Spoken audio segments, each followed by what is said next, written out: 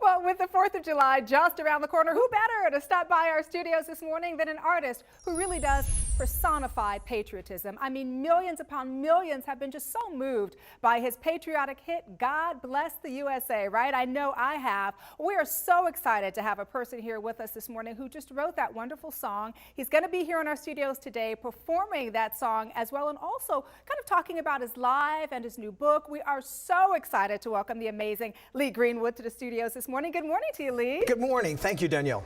And so what do you hope people take away from the book? Well, I'm certainly hopeful that people will get some strength. There's a prayer calendar in the back of the book, which I have to give my wife, Kim, a big compliment about, because as we formulate our ideas for the book, she felt it necessary that people have a little bit more strength and support about displaying their own faith. Okay, here's the thing. You are just this amazingly accomplished artist, right? Now you've published a book. What I find most interesting about you, I have to tell you, is that you're also a member of the National Endowment for the Arts Council, and that is a position that was appointed by the president, correct? That's what correct. was that like, Lee?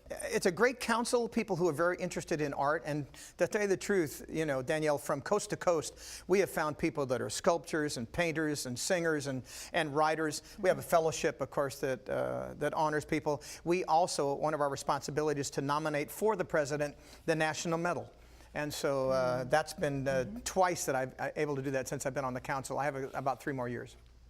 Now let's talk a little bit more about the music, and that's really what I think a lot of folks know you for. I understand that you have a new EP coming out. It's called I Want to Be in Your World, and I know that one of the songs, we actually get to hear you play the saxophone. Who knew? Yeah, I know. It's kind of a well-kept secret in Nashville. That is my main instrument. I also play the keyboards and I play all the woodwinds. But there are 3 songs that I wrote on this CD. I Want to Be in Your World is one of them, the title.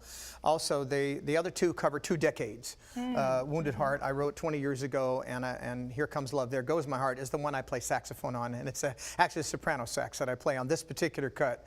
There's also a song in there that I wrote, that I sang, that was written by Michael McDonald and Kenny Loggins, called You Can Let Go Now.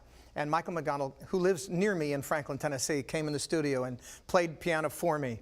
And it was almost an instinct for me to imitate him, because that's what you do before you have your own career. You sing like other singers. Sure. So it was a temptation to sing like him. And he said, don't do that. Be Lee Greenwood. Right. It was kind of funny. Let me ask you about that. Who influences you? Who do you like out there? Well, from the very beginning, you know, I was influenced by jazz and R&B. That's my roots.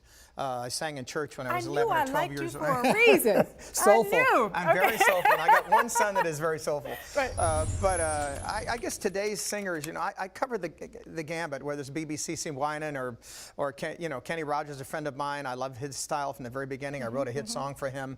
There's country guys like Brad Paisley and Keith Urban, who I think are just terrific. Toby Keith, who actually expresses himself. He may not be the singer that some of the others are, but he's got this quality of power.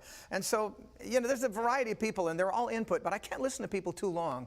If I do, I'll become a chameleon, and I can't imitate other people. I have to be me. No, we love the fact that you are you. I want to talk a little bit about the fact that, you know, we are so happy that you came on to perform your #1 hit, God Bless the USA. And obviously, this time of year, this song really resonates. Why do you think this song is so special, Lee? Well, there's a lot of things in it. I was raised by my grandparents on a farm in Sacramento, California.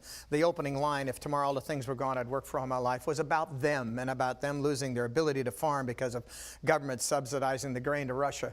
Proud to be an American. It's become a co-title of the song, and it was because I just felt after 30 or 40 years, I was tired of people not saying they were proud of who they were.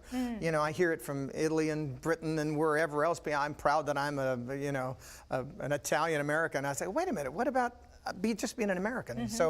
So that became a really interesting part of the song. It took a life of its own.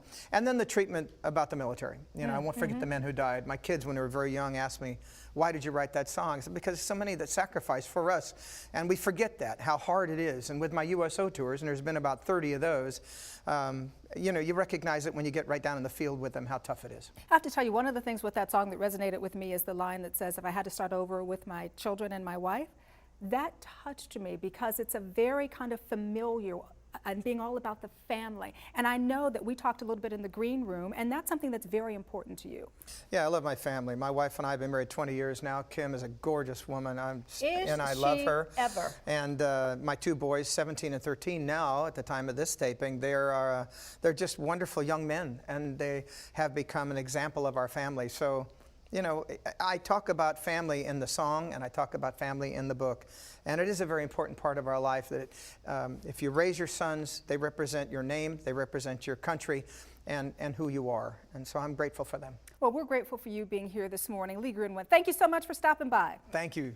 Okay, Daniel. And ladies and gentlemen, without further ado, Mr. Lee Greenwood. Thank you.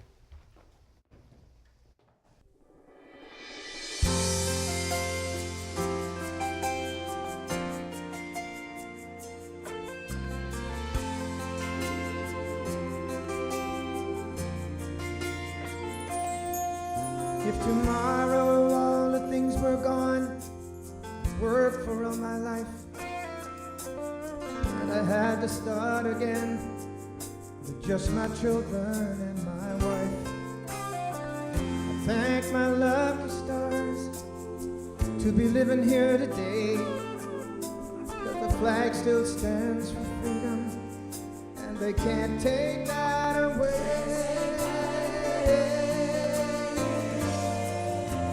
I'm proud to be an American, where at least I know I'm free. And I won't forget the men who died, who gave that right to me. And I gladly stand up next to you and defend her still today. 'Cause there ain't no doubt I love this land. God bless the USA.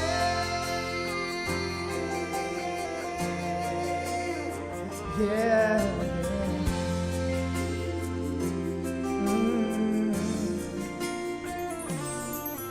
From the lakes of Minnesota to the hills of Tennessee,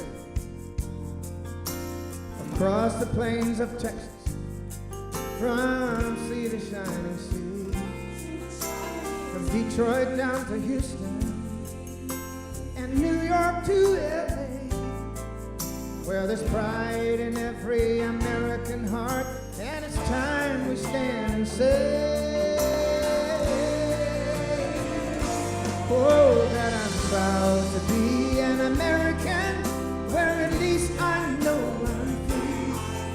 And I won't forget the men who died, who gave that right to me. And I gladly stand up next to you and defend her still today. 'Cause there ain't no doubt I love this land. God bless the USA.